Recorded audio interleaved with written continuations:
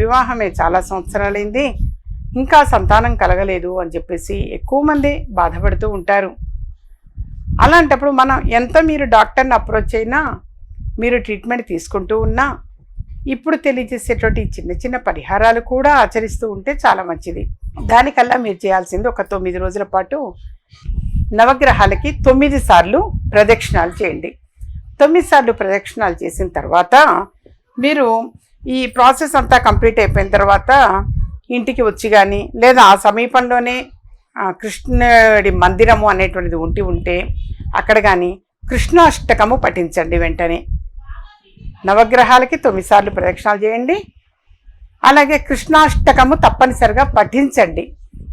నవగ్రహాల పూజ అయిపోయిన తర్వాత, ప్రదక్షిణాలు అయిన తర్వాత కృష్ణాష్టకం చదవండి. ఈ విధంగా 9 రోజుల పాటు వరుసగా చేయండి నాన్న. అలా చేశారు అనంటే తప్పనిసరిగా భగవదానుగ్రహం వల్ల కూడా చక్కని సంతానం కలిగే అవకాశం ఎక్కువగా ఉంటుంది.